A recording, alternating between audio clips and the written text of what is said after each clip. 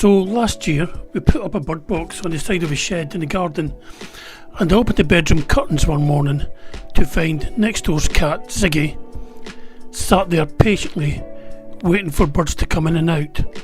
Now this was the first year we'd had any birds, and they didn't hang around. I don't think they felt safe. So since then I've put up a net so that Ziggy couldn't reach the birds, make it more difficult for him, just so he couldn't. I didn't do it all the way across because I didn't want to tangle any birds and that.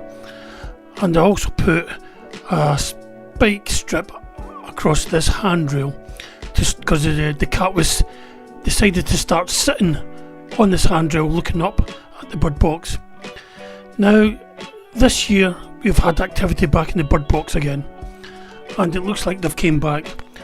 Although the roof of the bird box got damaged in one of the storms, they have been back for quite a few weeks now, and they've made themselves quite at home. But unfortunately it means I can't really go and work in my shed because I don't want to disturb them. So yeah, well, it's nice that they're here. I wish they would hurry up the business and go elsewhere. So I've only seen this one, but Pip has seen the both of them. And in fact, I think this one just keeps coming back and forward now.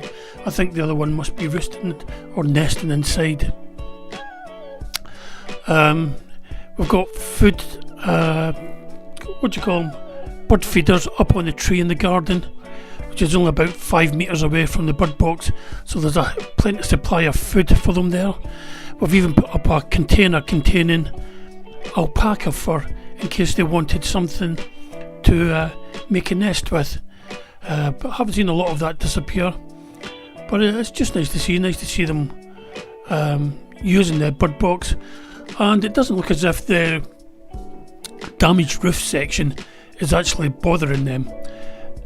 The roof is covered by the eaves of the shed, so we still think it's watertight and they're keeping dry inside. But we actually thought it was too early for them to be nesting. We didn't think they'd be nesting this time of a year, because they have been there a few weeks in in mid-January. So it was quite a surprise to see them using it. And I don't know how long they're going to be there. I'll need to look up to see what the gestation period is for a blue tit. But that's our latest residence in the garden, and every morning we get up, we come downstairs and we have breakfast, we stick the kettle on and we look out the kitchen window, hoping to see if there's a glimpse of them, whether they have new offspring, or because we don't even know if they've laid any eggs, or if there's more than one egg, or what's happening, or whether they've got. We haven't heard any cheeping, but we don't tend to go out. We're usually at work during the day, and we're busy doing other things at the weekend, so we don't tend to go out much to the garden unless I'm going to the shed or Pip's tending the bunnies, and the bunnies have got their own shed down the other end of the garden with all the bunny stuff in there, all the hay and the straw and everything else a pampered rabbit could ever wish for. But yeah, it's quite nice to see these birds using the bird box, and I will fix the roof section after they disappear this year. I will fix the roof section to make it a bit more weatherproof for them.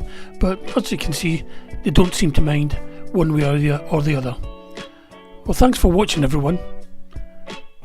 I'll try and keep you updated with this if we get any more news.